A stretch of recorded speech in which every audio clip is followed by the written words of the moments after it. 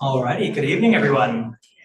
My name is Daniel Baird, and I'm an event facilitator here at McNally Robinson Booksellers. And before we begin, I would like to acknowledge that we are on Treaty 1 territory, and that the land on which we are gathered is the traditional territory of the Anishinaabe, the Aninawak, Anishinaabe, Dakota, and Dene peoples, and the homeland of the Métis Nation. In addition, McNally Robinson Booksellers itself rests on the land once occupied by the Métis community of Roostertown. And we're gathered here tonight to celebrate the Winnipeg launch of Tommy Douglas and the Quest for Medicare in Canada by Gregory Marchildon. And many thanks to the University of Toronto Press for publishing this volume and making this evening a reality. Following a brief presentation from Gregory and a conversation hosted by Gerald Friesen, there's going to be an opportunity for you to ask questions. So if you are one of those here in person with a question, just raise your hand nice and high for me, and I'll come by with this microphone just to ensure that you're heard for the folks watching on the live stream tonight. And I'll be back at the close of the event just to make sure we can review signing procedure.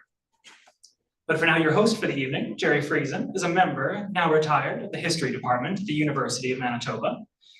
The University of Toronto Press has published 4 of his books, including The Canadian Prairies, A History, Citizens and Nation, and Immigrants in Prairie Cities, co-authored by Roy Lowen. He was president of the Canadian Historical Association and a board member of the Friends of Upper Fort Garry. His book on the Honourable John Norquay, Indigenous Premier, Canadian Statesman, was published by the University of Manitoba Press in 2024.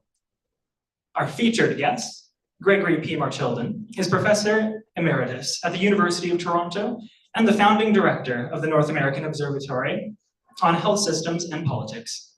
He has written extensively on 20th-century Canadian history and contemporary public policy, including comparative health politics and policy. Tommy Douglas and the Quest for Medicare in Canada is the culmination of many years of research and writing. A member of the Order of Canada and a fellow of the Canadian Academy of Health Sciences, he is an avid canoeist and cyclist. To tell us more, please join me in welcoming Gregory Marchildon.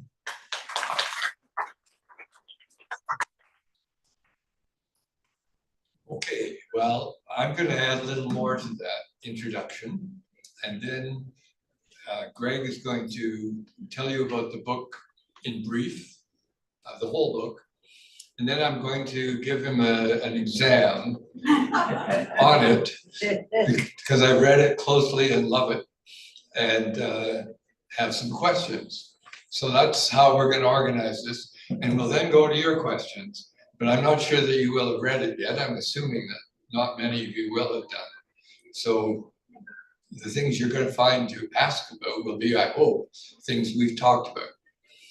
Now, Greg is a Saskatchewan boy, and Saskatoon at a base, and Prince Albert for the end of his high school, and then University of Regina, BA Economics, University of Saskatchewan, Law, and then London School of Economics for a very, very impressive PhD that became a book on Max Aiken, whom you may know is Lord Beaverbrook, one of the greatest of Canadians in British history.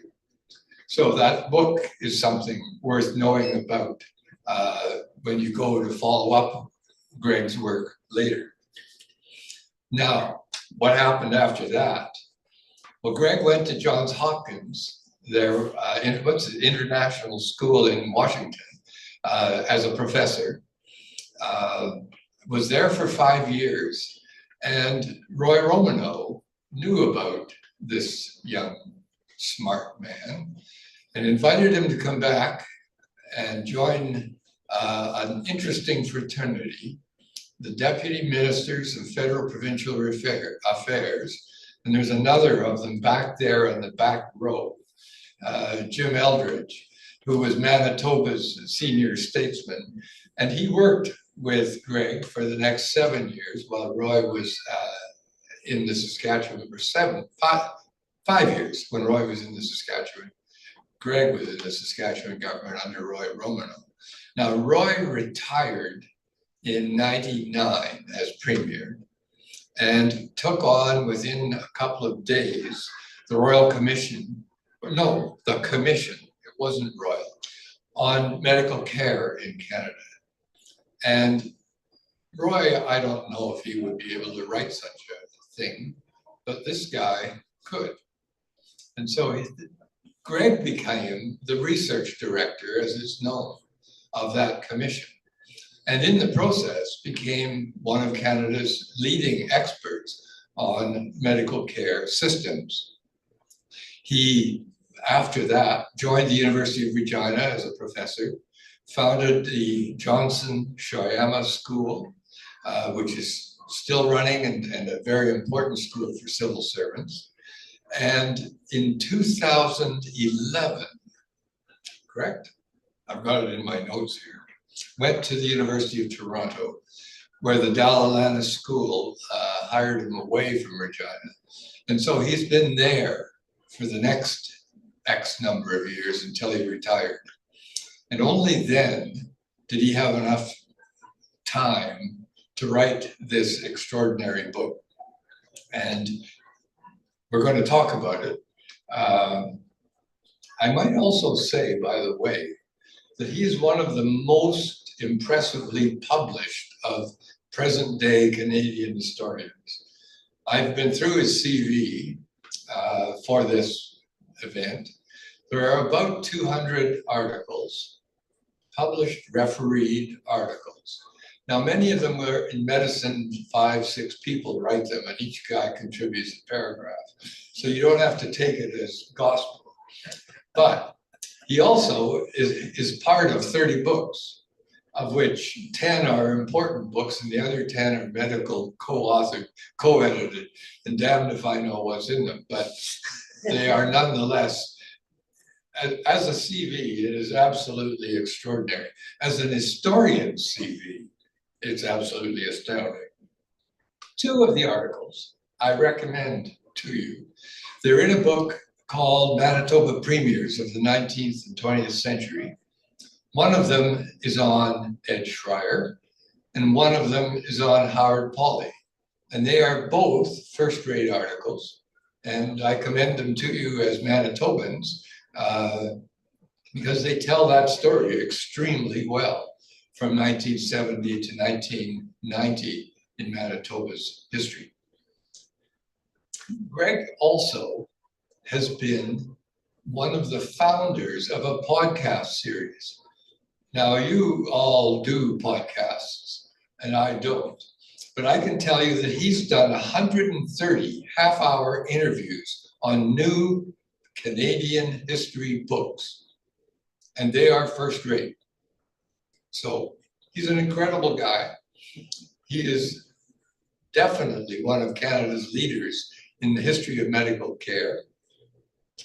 Greg Marchildon.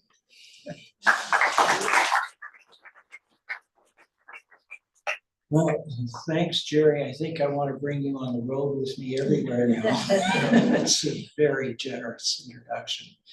And originally I was thinking about reading a passage out of the book to set the scene, but I think what I'd rather do is just sit here and tell you in my own words what the book is about, rather than quoting myself. Just to give you an idea.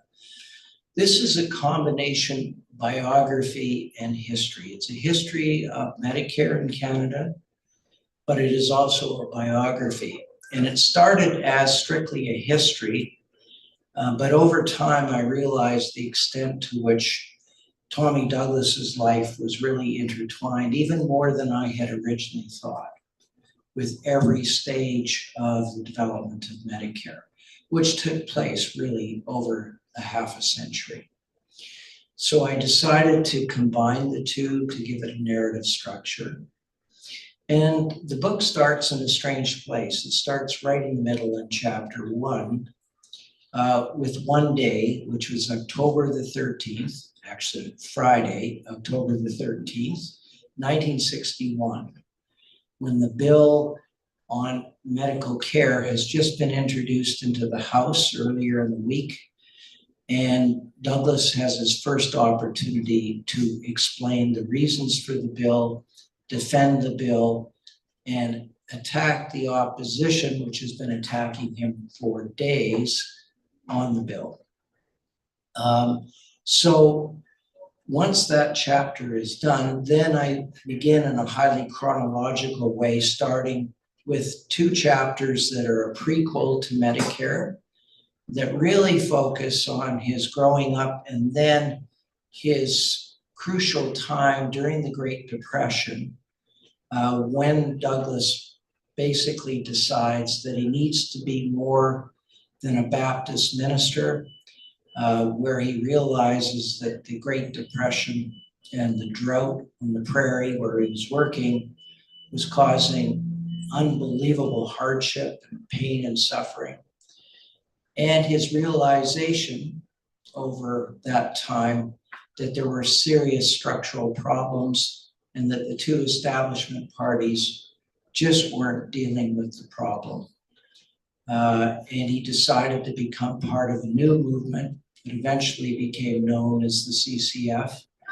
And he decided to go directly into politics. Then I get directly into his time as premier, and that's a group of about 9 chapters where I deal with the development not only of universal hospital coverage, which was introduced in 1947 and then implemented in 1948, but also all of the other reforms in other areas that occurred at that time: mental health, dental care, etc. There were a number of reforms, as well as the introduction of Canada's first system of regionalized health authorities. But this was done in cooperation with local government. It was not imposed by the provincial government. I also deal with his national involvement. A couple of chapters deal with the time of very early on in the post-war, when the federal government was thinking about introducing or helping the provinces introduce universal health insurance, but that was blocked by reticence of at least 2 provinces that weren't prepared to do what the federal government wanted. And then his own involvement with trying to get national hospitalization in the late 1950s. So those chapters are really the 1940s and the 1950s. That's part of the story of Medicare that is not as well known. And I wanted to spend the kind of time I felt it deserved, because the template for what became universal medical care was really derived from universal hospital care. And that's the next group of chapters that covers the 1960s, 1970s, and the early 1980s, Douglas dying in 1986. And what I deal with there is the introduction in the face of a 23-day doctor strike of universal medical care on a single payer and single tier form in Saskatchewan. And then its adoption in the rest of Canada by the end of the 1960s through shared cost funding by the federal government and what was involved there. And then in the 1970s, where there were various changes that were made to the way in which Ottawa dealt with the provinces on healthcare, and the difficulties this caused, at least in Douglas's mind, why he fought it, and then his efforts working again with the federal government and at times against the federal government to introduce the Canada Health Act to fix up some of the problems that still existed from that earlier period. And then I deal with basically his advocacy when he left Parliament after 1979. He's working with civil society organizations, trade unions, and others to try and protect and defend Medicare, as well as get to the next stage. What he wanted was fundamental changes in the system of delivery, as well as greater integration of public health and population health. And he wanted the basket of coverage to expand. He never ever saw Medicare as being restricted to hospital and physician care. He felt that it should eventually be compromised, that it needed to be done in stages. And his speeches in the last 10 years of his life reflect that. After his death, of course, he became identified even more closely with Medicare. His reputation actually grew after death, and many of the people that opposed him all of a sudden could accept him after his death. He was no longer a threat anymore in that sense. And as you know, it became part of the Canadian identity, and in this current debate and discussion about what Canada should be given what's going on south of the border, Medicare comes up continually, not surprisingly. So I should turn it over to you, Jerry, to ask me those tough questions of yours, and I'll do my best. Well, the first question I have, I'm sure it's in your mind as well. What was Tommy like? What the Baptist preacher, social gospel, premier, social democrat, what makes him tick? Well, the first thing is that he was a pragmatic idealist. He always had a preference for the world of action. He liked ideals and ideas, the ideas that lead to ideals. But as far as he was concerned, unless they were translated into practice, they were valueless. They needed to help people. He was not a doctrinaire socialist. When he was studying, began his PhD in sociology at the University of Chicago on a part-time basis in 1931. He met many members of the so-called Socialist Party of the United States, and he saw them as intellectuals who really didn't know how to make things better. And so from the beginning, he was what I would call a social democrat. He was more in that labor tradition of labor parties in Western Europe or social democratic parties in the Nordic countries, with an emphasis on policy and programs and what you could actually do, as opposed to thinking about what was right and what was wrong. If it could make things better, then it was good. His public persona was that of an extremely affable, friendly man. In private, he was very hard driving. He could be very tough on the people around him. And he wanted everyone to perform to the maximum of their potential. And he had very high expectations of the people that he hired and brought in to help him achieve the purposes of that government. He allowed people to have latitude and room to suggest, to draw up plans, to come up with new ideas, to implement those ideas. But he made it very clear that it was the government, the cabinet, that had the democratic right and responsibility to set direction. And he wanted to ensure that everybody understood the distinction between the public service on the one hand and the advisors versus those that had the responsibility and the relationship with the public. He was a Democrat. He was such a profound believer in the democratic process that he was one of the people in his party that was very critical of the Soviet Union of the day, as well as what was happening in Eastern Europe after the Second World War. And that brought him into conflict with some of the leftist members of his party, but he made no apologies for that. He felt that democracy was a sacred principle that needed to be pursued under all circumstances, and that while he would do everything to keep his government in power, there was still, there had to be a respect for the electoral system. You write, Canada's choice of healthcare provision took place at a moment in history when most Western democracies were choosing among various schemes of medical care. And you mentioned, I was surprised by this, in 1953, 80% of Canadians supported some version of Medicare.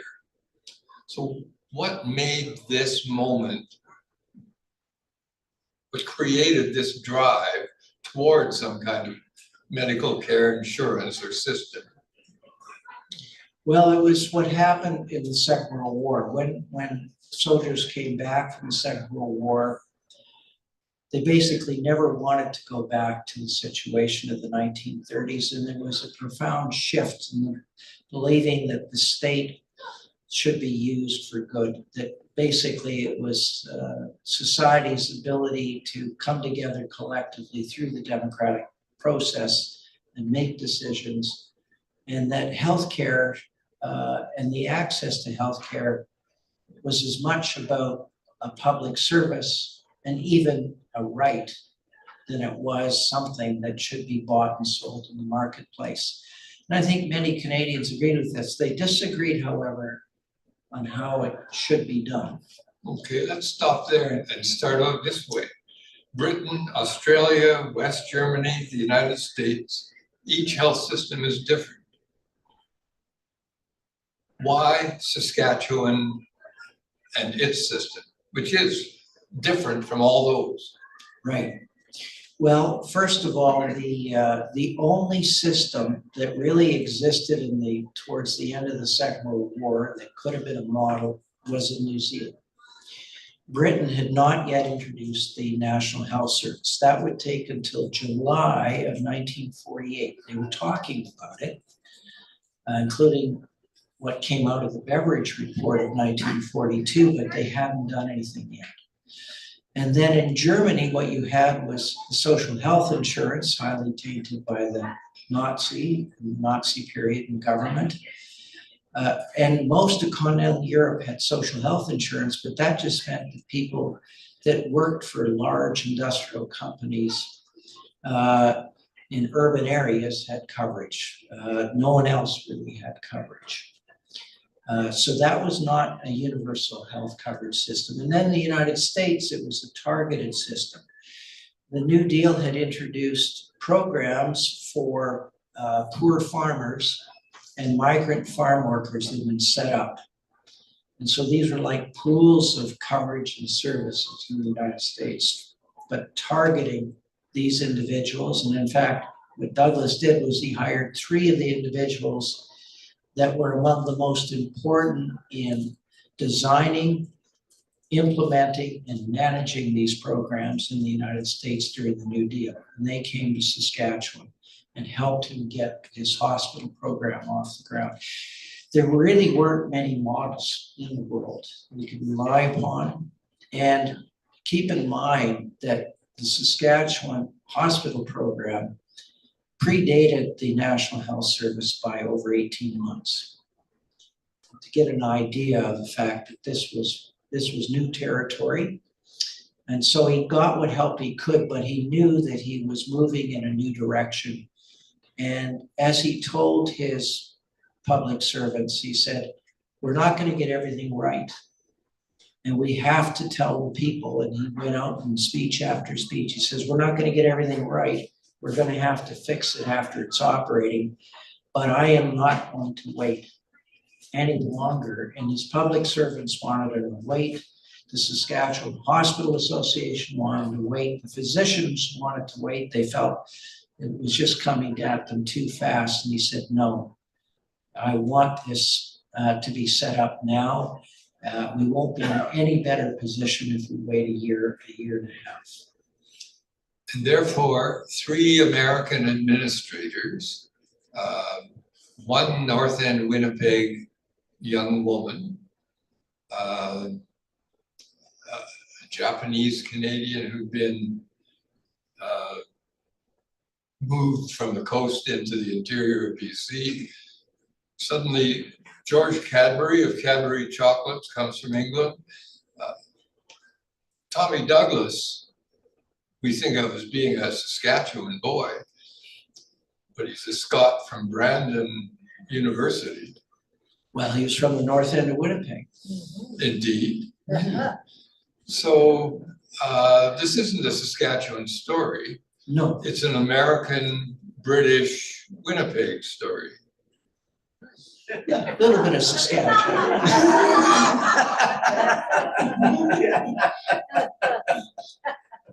Okay, So what's your question, Jerry? I'm just putting together some of these names.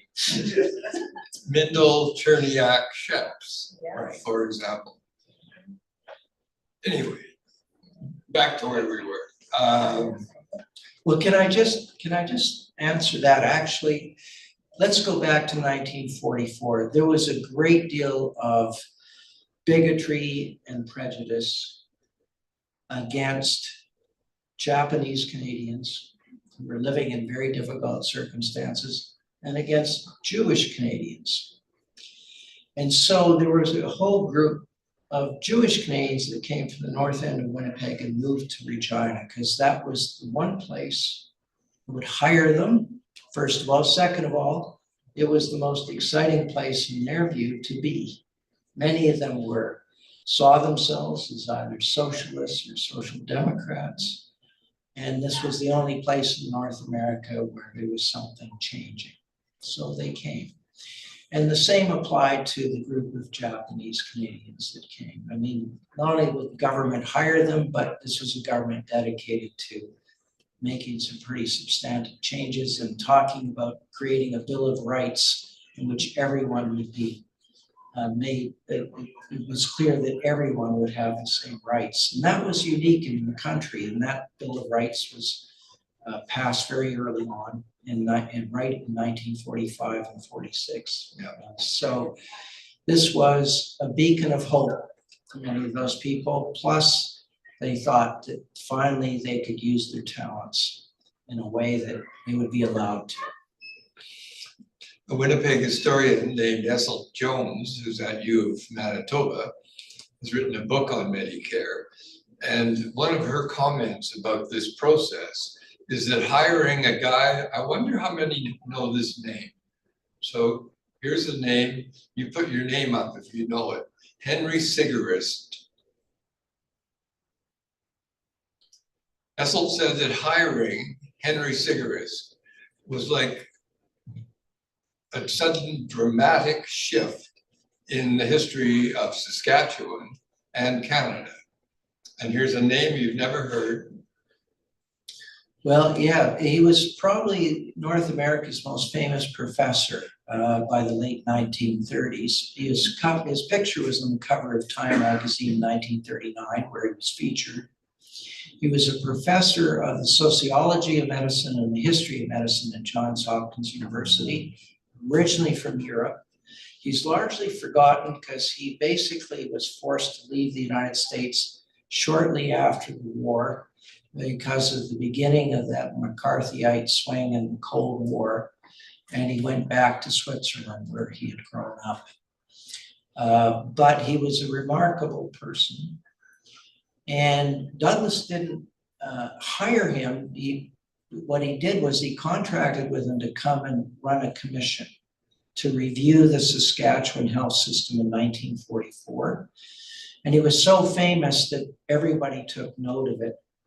So if you were at all interested in health system reform, you knew what was going on in Saskatchewan because Henry Cyclist was there. And of course, his report gained all kinds of media attention, not only in Canada, but in the United States because of his fame. Shortly after that, he went to India to basically do a commission report on what was evolving as an independent India and what India should do in terms of its healthcare system. But the key is that, of course, people like the Sheps, both Mindel and her husband, both from the north end of Winnipeg, both doctors, they were very attracted to that. And other people in the health field, including the people I talked about who came from the United States. But I would say that Douglas also hired people in numerous other areas, including some people from, again, the north end of Winnipeg. Mayor Brownstone was one of them. They were working in different areas. They wouldn't even have known who Cyclist was. And they came because of what was going on in Saskatchewan. And again, it was an opportunity. And if you happen to be, Jewish Canadian from the north end of Winnipeg, you didn't have quite as many options. And if you happen to be like Tommy Shoyama, Japanese Canadian, you didn't have a lot of options. But there was also that strong attraction. So, in the government's first mandate, CCF, Saskatchewan, 1944-48, there's the introduction of hospital insurance. And in its fifth mandate, 1960-64, the introduction of a single payer, single tier, universal, almost comprehensive medical care. What's the relation between what Saskatchewan created and what Canada got? What it got was the Saskatchewan design. And I'll start with hospital insurance, because the moment that Douglas introduced universal hospital and diagnostic coverage, he wanted the federal government to get involved for two reasons. One, the money. He wanted the money so that he could actually expand the system to medical care, home care, prescription drugs, etc. But with the limited resources that Saskatchewan had, which was a very poor province, he couldn't do that.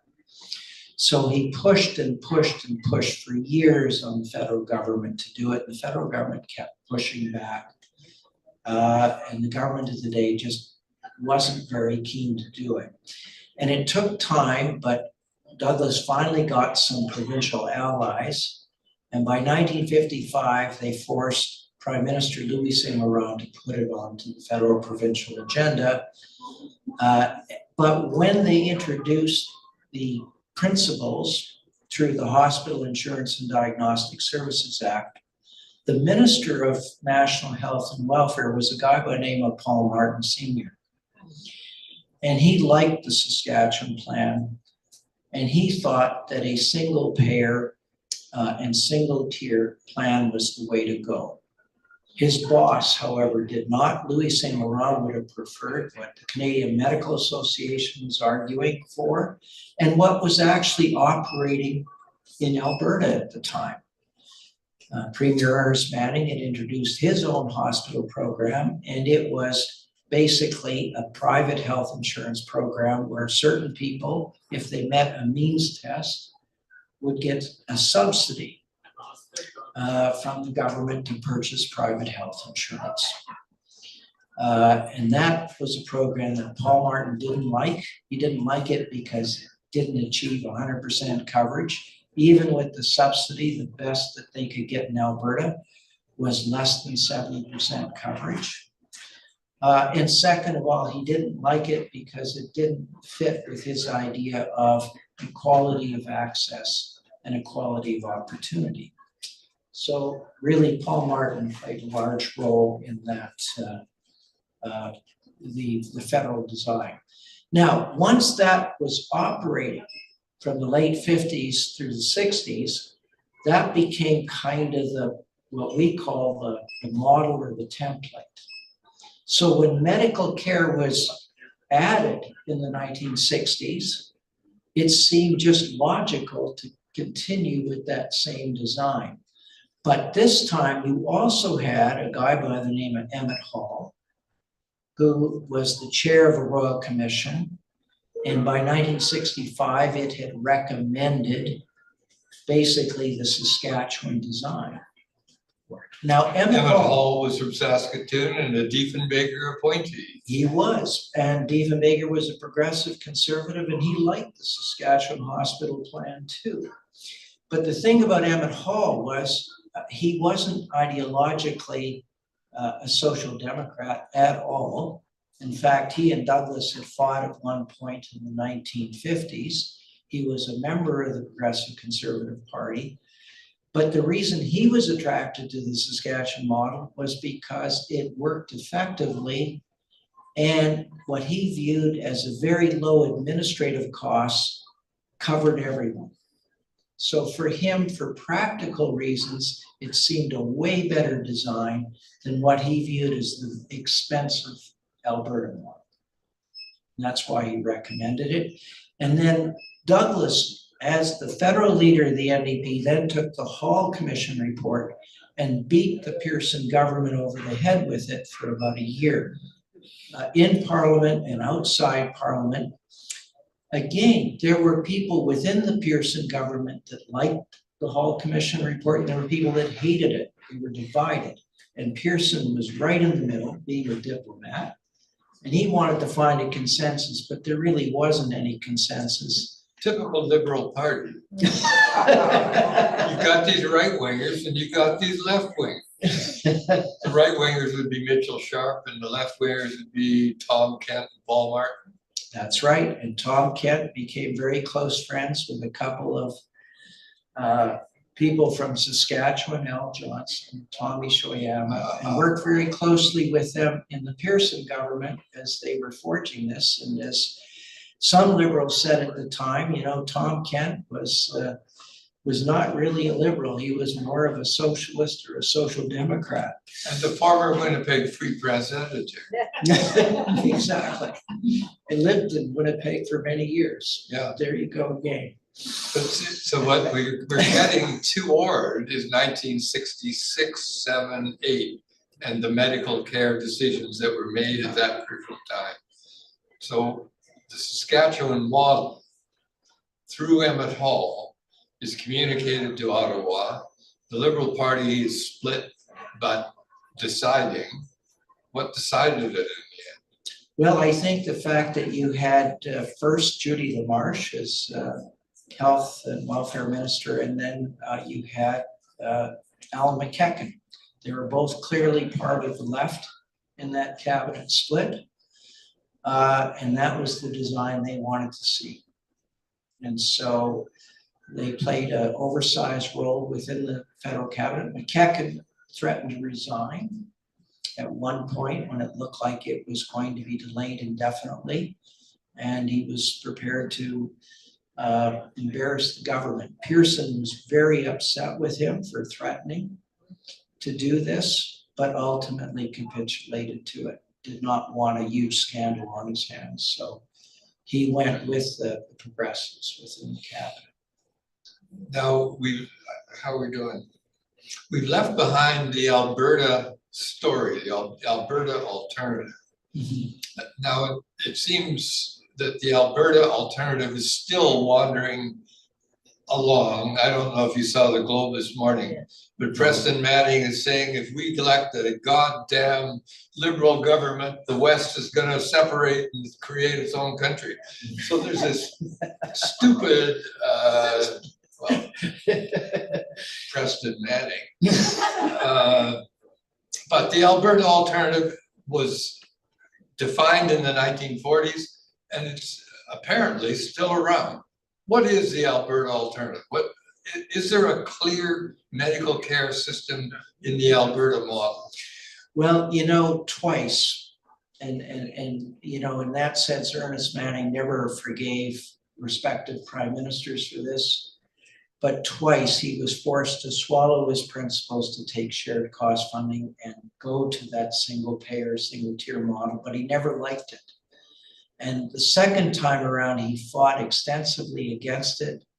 And he even had a television program that was created where he could reach out to Canadians outside Alberta to convince them that the Douglas program was a terrible one. A socialist. That's right. And that this was undermining individual responsibility, that basically there was no need to provide it as a you know, a sense of service to those who could afford to pay for it as a commodity. And he urged that his system be adopted. And of course, that's what you have in the United States. It's basically, that's Obamacare. If you want to know what Obamacare is, as the journalists called it, that was Manning care in the 1960s.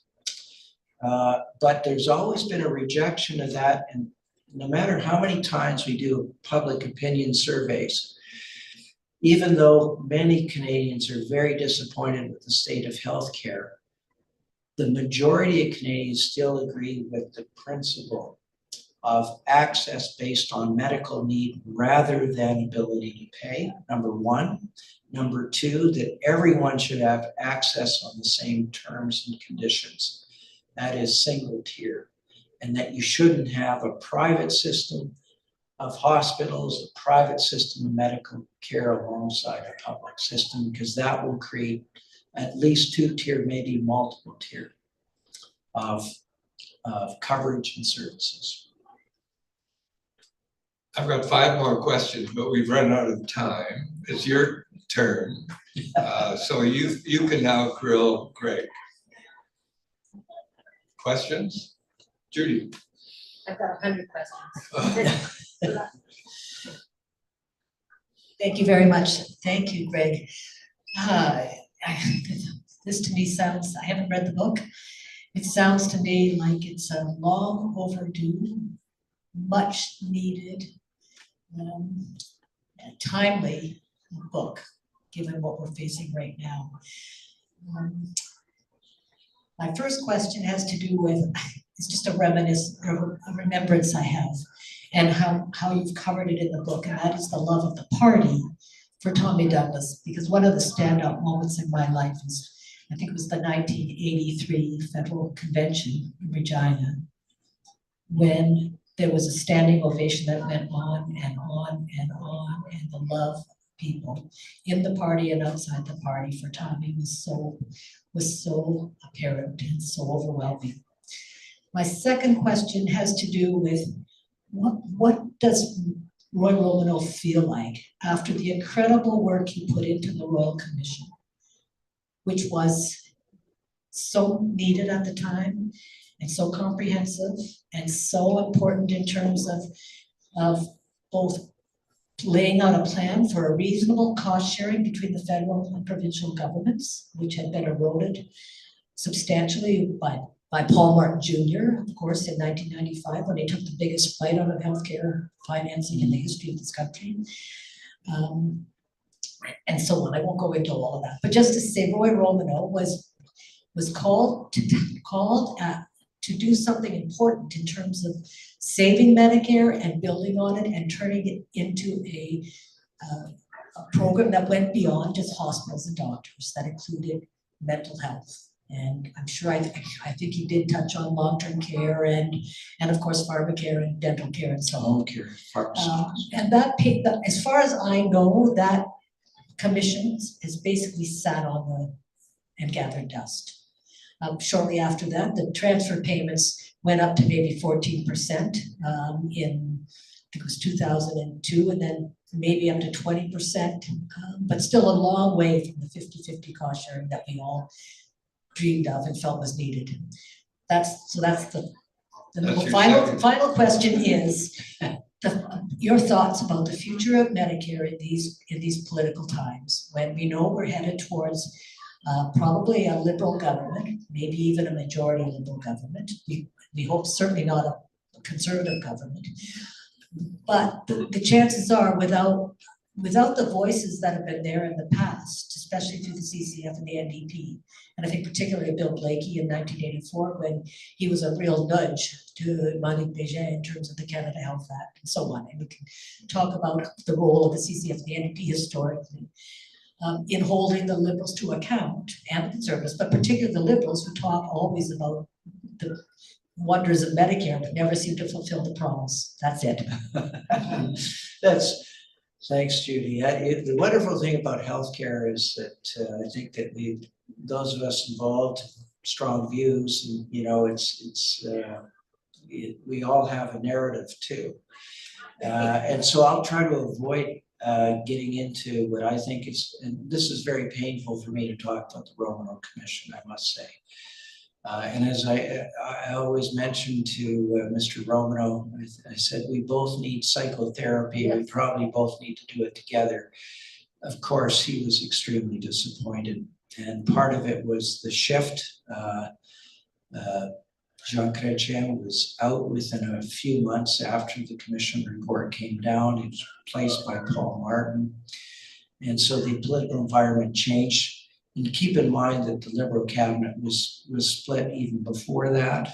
But when the prime minister is not going to be neutral or is actually leaning a particular direction, then it becomes truly impossible.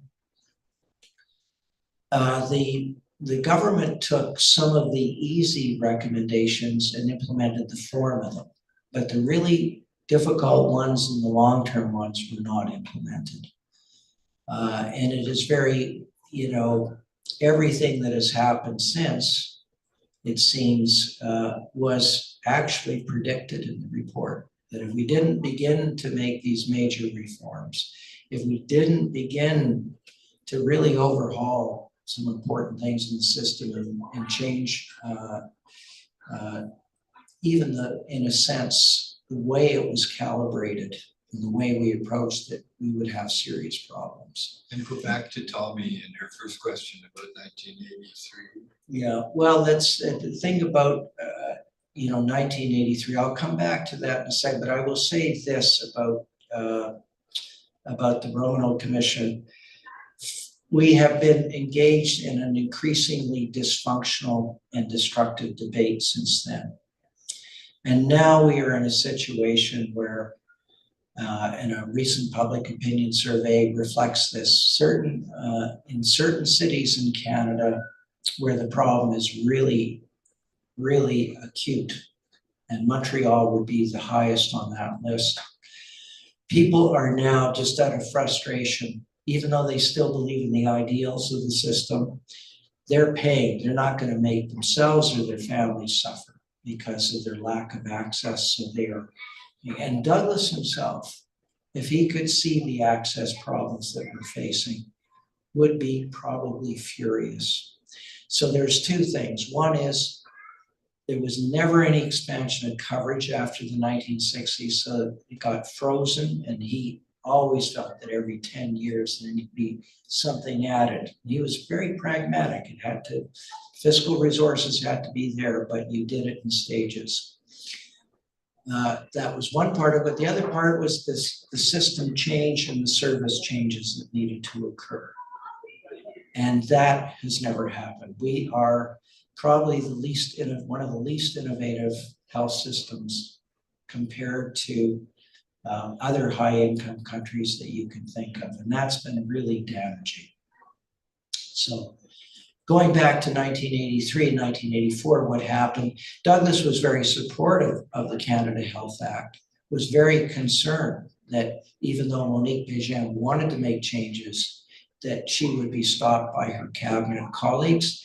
And number two, that they were only dealing with extra billing and user charges. They were not dealing with other things that that could be remedied through the Canada Health Act. That was not the only unfinished business. And so, and Bill Blanky was the official critic, and he would go after Monique Bégin, and Douglas would take his turn with the civil society groups because he was outside Parliament. That's when SOS Medicare existed as of 1979 and on. The Canadian Health Coalition was created because of that. In a sense, he would say, okay, the Canada Health Act was, progress, but we still have a lot more to go. And he would be, wait another 50 years and see the situation today, or 40 years. Whoa. Can't imagine what his reaction would be. Sorry, that was a long answer. No. Go ahead.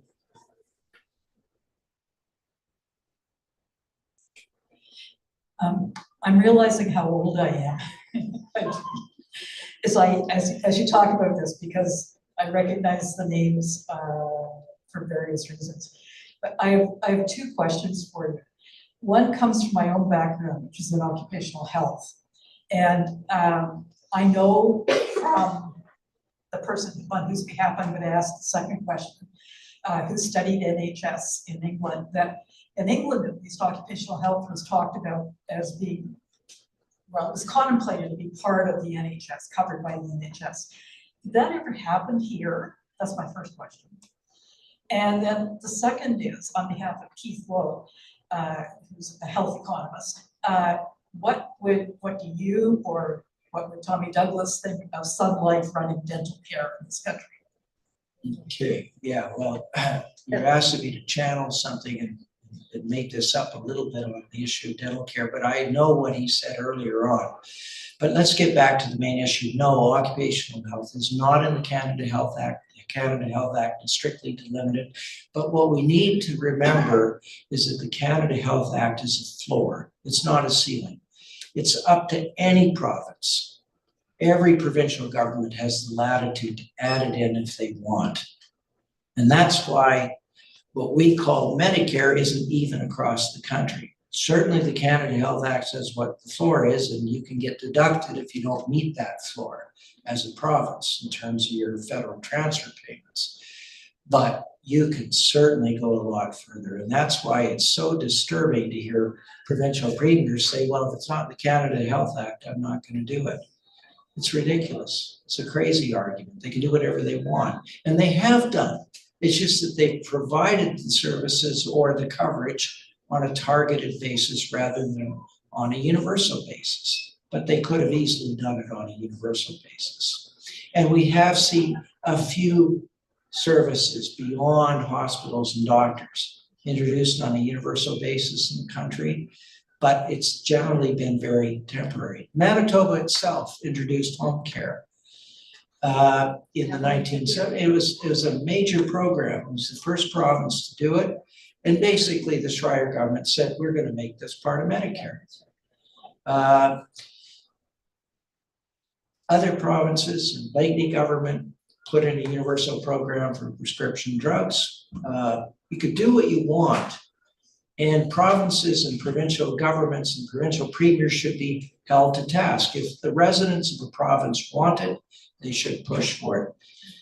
They won't get shared cost funding for it, but if it makes sense to integrate it in that way, and that in the long term, you'll actually save money by making sure there's continuity of services, then do it.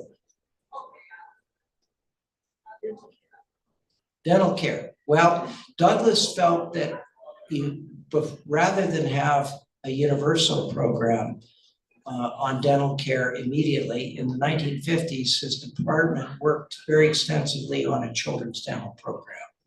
We were going to adopt the ideas of the New Zealand dental program.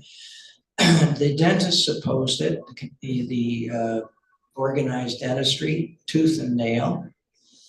And just at the time they were getting ready to introduce the children's dental program, they were trying to introduce Medicare. And the doctors were against that. And Douglas made a judgment. He said, I can't have a two-front war. I can have one with the doctors and one with the dentists at the same time. So he chose to delay that. And by the time the doctor strike was on, he was the federal leader of the NDP and he was no longer a provincial premier. But that entire plan remained in the filing cabinets of the Department of Health. And when the Blakeney government came in, and you had a new Minister of Health, a guy by the name of Walter Schmishek, who had been around in the 1960s as a trade union leader. When he came in, brushed it off, and they introduced the children's dental plan. And again, it was a later government that disbanded that by the late 1980s. That was the Grant Devine government in Saskatchewan. And it's still it's still viewed as one of the best programs in the country, and people still talk about it, but again, it's a matter of whether people are prepared to take on the Canadian Dental Association and organized dentistry. I think we could go on, but we've got the hook. Oh, We can do a couple more questions. One more question. First, Greg, I want to say thank you for writing this book and choosing this topic. I imagine it'll become a basic course material for many faculties. And the knowledge in this area is phenomenal. It's so impressive. My question for you is, what was it that inspired you to choose this topic? And is it, as opposed to, a whole long list of possible choices? And is it too soon to ask what your next one would be? Well, yeah, I'm a bit embarrassed of the second one, but on the first one, let me try to answer that as best I can. My fascination with universal health coverage predates the Romano Commission. I was dealing with it as Deputy Minister, the Premier and Cabinet Secretary. The province had introduced a set of regional health authorities, district health authorities in the early 1990s. And by the time I was advising Mr. Romano in the Premier's office, we seemed to have lost the momentum of what we were trying to do with the wellness reforms, et cetera. The department seemed to be exhausted, and we needed to keep moving, and we weren't. And so I went through sort of the options that we had, as well as what we needed to do to supplement what the department was doing. And we actually had a commission on Medicare established under a guy by the name of Ken Fike to look at the next stage and to work with the department in terms of figuring out how to implement it. But I was fascinated by universal health coverage, and I remember giving Mr. Romano a book on the political history of the NHS. And he said, can you just give me a brief summary of what the basic thesis of the book is? And I said, well, what it is that the NHS has restructured itself time and time again. And it's done so at a fairly high administrative governance level. But it really hasn't been able to change the quality and the timeliness of service delivery sort of at the patient and provider level. And that when governments feel that things aren't going right, they change the things they have control over, which is at that governance level. But really the important things are below that. And the reason it's so hard in healthcare to get at that is because there are so many independent agencies and providers, et cetera. It is not a command and control system. And I was fascinated by that. And I said, you know, that's not what education is like. That is not what a whole series of policy areas are like. This is, of all of those sort of policy examples in terms of reform, this is, I think, the most complex. And I just began to study it, read about it. And then by the time I got into the Romano Commission, then I said, oh God, now we have to come up with a whole series of recommendations on how to reorient the system. And then, of course, I had to get real and figure out what could be done. And I certainly understood federalism. That was my area. And I realized that a lot of the health folks didn't really get federalism, and the federalism folks didn't get healthcare, but yet those two things had to be put together. And then I decided that when I left and I was working with the World Health Organization and the European Observatory on Health Systems, comparing health systems, I realized, wow, every system has developed in a somewhat unique way. And there are similarities, but there are also pretty profound differences. Why is this the case? And what difference does it make in terms of outcomes? And then I began to look at the Canadian system differently. And I said, you know, I'm not very satisfied with what's been written here. And I decided that I needed to do a history of universal health coverage. But I also realized that there were personalities involved in this, and I wanted to write about a number of the personalities. And I found that I could do that best through making sure I did it through Tommy Douglas, but also writing about the cast of characters that were involved in this, and bring it to life in a way that you can't do if you're just writing a policy history. So that was my fascination. I'm still fascinated. My problem is that I still feel like the more I learn, the less I know. You know what I mean?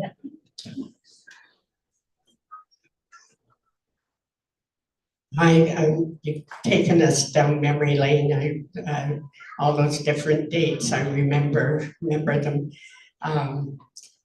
I'm just wondering what it would take for our Premier Wab Canoe and our Health Minister, Uzoma Azaguara, to entice you to come to Winnipeg and help fix our healthcare system. There's a person At the back. very, I'll answer that question in a second, if you could give her the mic. Put your hand up. Oh, sorry.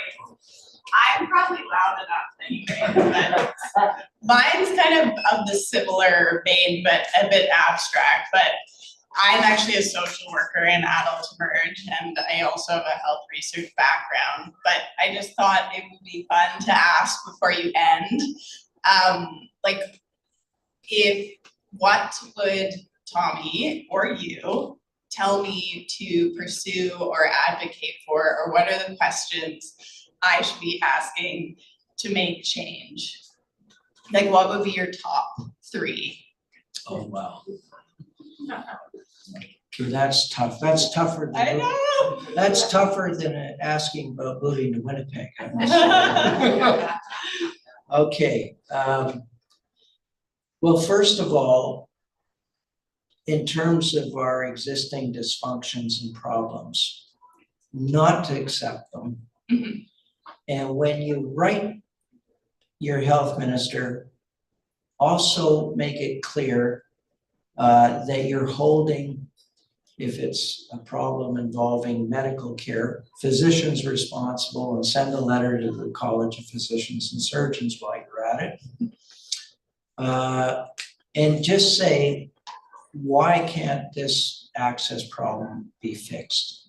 And I would be willing to do anything to help get it fixed. And these are not financial barriers, these are other access problems, and that's the crisis that we face. Yeah. So figure out what the most severe access problem is in this province. Mhm. I can tell you what it is in other provinces, I'm not sure what it is here.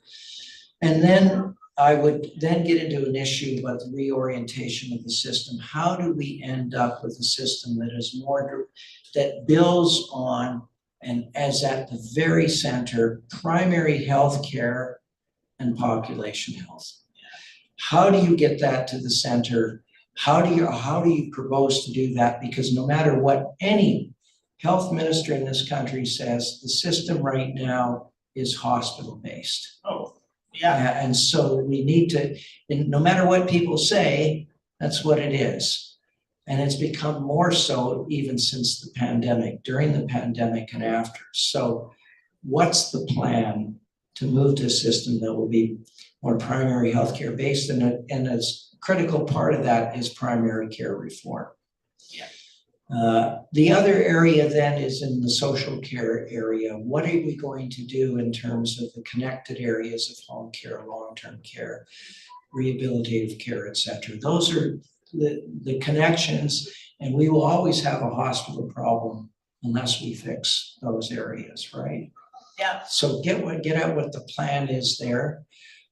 In my experience, provincial ministries of health, the policy and planning units, that's where they're weakest. We don't invest in those areas in terms of policy and planning, and we need to. Yeah. And I think that could be fixed. Thanks. Oh. I just want to say that I wrote a letter to our Minister of Health. Just to say, can she have a mic? We need to get it there. Just last week, I wrote a letter to our Minister of Health advocating for changes to improve the system of mental health for our children. I think that is fundamental for generating healthy adults. And I've had an acknowledgement of receipt so far, but no response. So what might be the next step, Greg? Well, the next step is you talk to your, member of the assembly, member of the legislature, and deal directly with that person and make it clear that, that you want to get an honest answer. And that probably the next step after that is, I think Canadian patients and civil society generally is far too passive in Canada. Governments work best when there is sufficient pressure from civil society. And so it's not just we as individuals that can make changes. We need to work with other people that are like-minded, and we can put pressure on governments to do the right thing. Alrighty, well, thank you both so much. That was a lovely conversation. We're now going to move along to the signing portion of the evening. So feel free to approach the table here to my right to have your book signed. You can do so before purchasing your copy. Just make sure that you pay for it before you leave, and we'll be happy. And thank you once again to all of you for joining us here and online, to the University of Toronto Press, to Gerald Friesen for gracefully steering the conversation, and of course, to Gregory Marchildon. Have a wonderful night, everyone.